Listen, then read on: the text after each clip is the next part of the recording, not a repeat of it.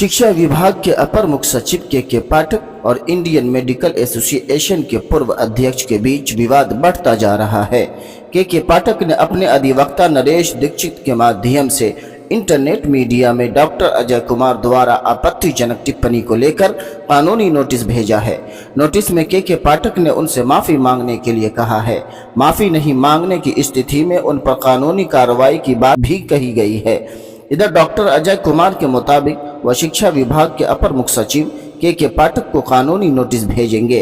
उनका कहना है कि पाठक ने उन्हें भद्दी भद्दी गालियां दी थी, क्योंकि एक चैनल को दिए साक्षात्कार में उनकी टिप्पणी से पाठक आहत हुए थे। डॉक्टर अजय ने कहा कि उन्हें मोबाइल फोन पर उस वक्त गाली दी गई जब वे परिवार के साथ राज्य के बाहर छुट्टी मना रहे थे। गाली सुनते ही फोन बंद कर लिया। उन्होंने कहा कि वह मुख्य सचिव आमिर सुबहानी और मुख्यमंत्री के प्रधान सचिव दीपक कुमार से इस घटना की लिखित शिकायत करेंगे। अगर कोई कार्रवाई नहीं हुई तो के पाठक को कानूनी नोटिस देंगे, अदालती लड़ाई लड़ेंगे। ऐसा जो पदाधिकारी हैं उनका नाम है श्री के पाठक। अभी सब शिक्षा विभाग में अभी उत्पात मचाए हुए हैं। पहले भी कई जगह उत्पात मचा चुके हैं। जब वो STO थे बाढ़ में पहली नौकरी जब थी, तो हमारे इंटरव्यू में एक है कि राजू बाबू के साथ कैसा उसका ये हुआ। और नीतीश कुमार का वो घर तोड़ने चले थे बख्तियारपुर, उसी समय उनका ट्रांसफ़र कराया गया था, क्योंकि लालू जी के खिलाफ नीतीश जी थे NDA के साथ और लालू जी की सरकार थी 90s की बात है।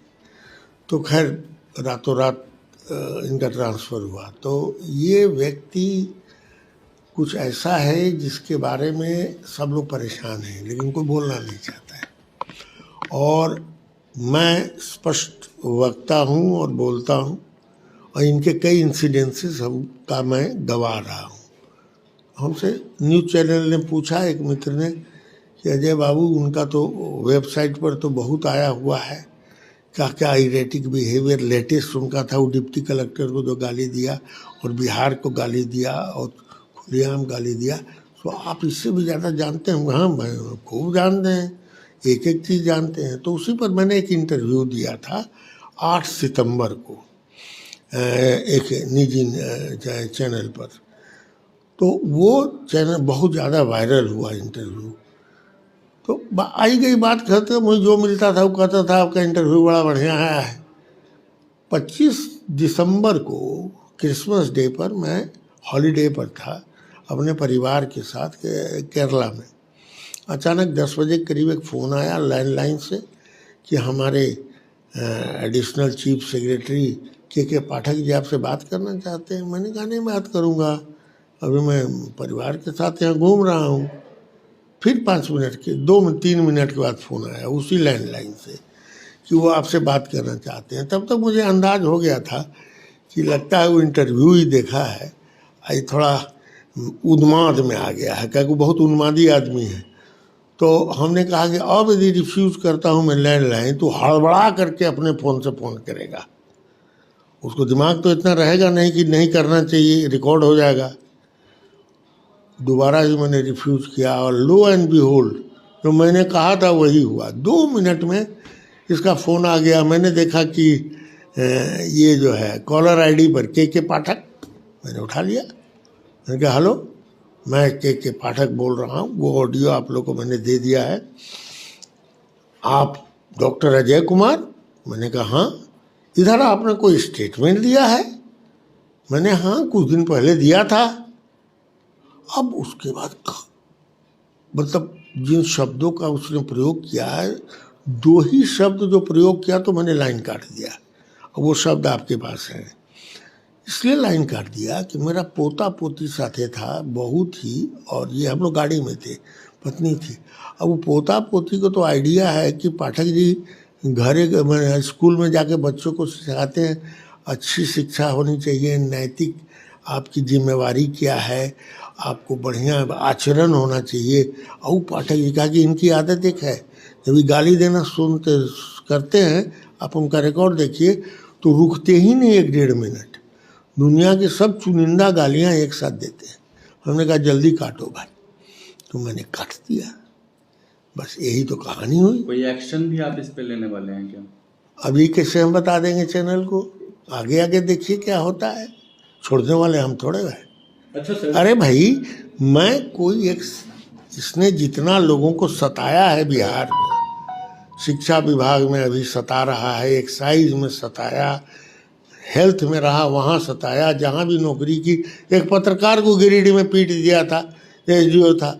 उसके बाद इसने एक बेचारा बिजनेसमैन को, जब लघु सिंचाई ये कौन विभाग में था, उसमें पीट दिया उसको अपने चैम्बर में, अपने पीटा भी, या कहा कि यही डंडा लेके ही हमको पीटने आया था, वो बेचारा को फंसा दिया। ये सारा कुछ वेबसाइट पर है, मैं कोई ऐसा नहीं बोल रहा हूँ, अपने तरफ से सब लिखा हुआ है, लिखित है, डिप्टी कलेक्टर वाले को दिया। ऐसा ऐसा कितना उदाहरण है इसके इरेटिक बिहेवियर का, कोई मतलब अंदाज ही नहीं है। तो मैं तो अब नहीं छोड़ूंगा मैं। अच्छा, मुझको कहता सरकारी नौकर है, वो समझता है मैंने जीवन में कोई सरकारी नौकरी की ही नहीं, 40 साल से पटना में हूँ, कोई नौकरी नहीं। मैं भारत के आईएमए का राष्ट्रीय अध्यक्ष रहा, यूरोलॉजी सोसाइटी का राष्ट्रीय अध्यक्ष रहा, मैं मेडिकल काउंसिल ऑफ इंडिया का चेयरमैन एडमिनिस्ट्रेशन रहा, नेशनल बोर्ड ऑफ एग्जामिनेशन का चेयरमैन ये रहा, मैं सदस्य रहा, वर्ल्ड मेडिकल एसोसिएशन का मैं काउंसिल मेंबर 14 वर्षों तक रखा, एक ही भारतीय हूँ जो 14 वर्षों तक रहा। तो मैं तो सारी चीज़ें जानता हूँ और समझता हूँ कि ये व्यक्ति ठीक नहीं है, और इसके खिलाफ लोग नहीं बोल पाते हैं क्योंकि सब कोई धमकाता है। आप बोलेंगे? बोलता ही रहा हूँ, बोल रहा हूँ, कई चैनल पर बोल चुका हूँ, अब क्यों नहीं बोलूँगा। मैं भारत का एक स्वतंत्र नागरिक हूँ, वो भी एक वरिष्ठ नागरिक हूँ, जिसको कहते हैं सीनियर सिटीजन। और जितने भी ये शासक वर्ग के लोग हैं, या तो हमारे द्वारा चुने हुए लोग हैं या पब्लिक सर्वेंट हैं, जनता के नौकर हैं, जो जिनको वहाँ दिया गया है कि जनता की सेवा करें।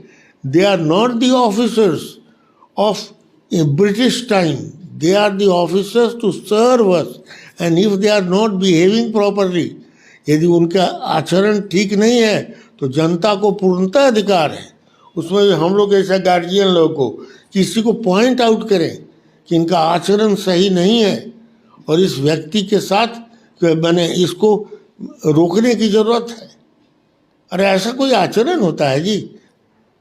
प्राइमरी स्कूल के टीचर को गरिया रहा है, सेकेंडरी स्कूल गरिया रहा है, और ले भलैया गवर्नर के अधिकार में आता है यूनिवर्सिटी एजुकेशन। गवर्नर को कुछ समझ में नहीं करता है, वाइस चांसलर को डायरेक्शन देना शुरू किया। He has no right to give direction to the vice chancellor, it is the governor, he can advise to the governor, and governor के पीछे पड़ तो कुछ कर सकता है। ऐसे आदमी को पब्लिक में छोड़ना नहीं चाहिए। एक आईएएस अधिकारी का अगर भाषा बिहार में ऐसा होता है सर, बिहार के आईएएस अधिकारी का मवालियों वाली भाषा का प्रयोग कर रहे हैं, कैसे देखते हैं एक आम सिटीजन के नाते? इतना बढ़िया बात तुम बोले हो ना। एक तो बिहारी है नहीं, इसीलिए बिहारियों को भी गाली देता है। ये दूसरी बात है कि इसके पिताजी बिहार सरकार में सचिव रहे थे, लघु सिंचाई विभाग के सचिव से रिटायर किए थे, प्रमोटी थे, जीएस पाठक जी, लेकिन ये यूपी का रहने वाला है। इसने बिहारियों को जिस गंदी भद्दे ढंग से गालियां निकाली, जब वो डिप्टी कलेक्टर को गाली दे रहा था, तो ये हमारे आत्मसम्मान पर ठेस पहुंचा है। यदि मेरे जैसा व्यक्ति इस व्यक्ति के बारे में नहीं बोलेगा और इस व्यक्ति को जो है रोकने की कोशिश नहीं करे तो कौन करेगा? हम डर के रहें क्या समाज में? नहीं, हम लोग नहीं रहेंगे। और ये अनफॉर्चुनेट है कि हमारे काडर में आके इतना उत्पात मचाया है। इसकी लंबी कहानी है, अभी तो आगे आगे देखती है क्या क्या होता है। अब तो इसका उधेड़ा जाएगा बहुत कुछ। हाँ, तो जरा कभी मौका लगे, वो तो इंटरव्यू देता नहीं है, लेकिन देता है तो पूछना कि बिहार हेल्थ सर्विस में एक डॉक्टर गीतांजलि कौन है, उसके बारे में कुछ आपको ज्ञान है? बस, इससे ज़्यादा मैं नहीं अभी बताऊंगा, बाद में फिर।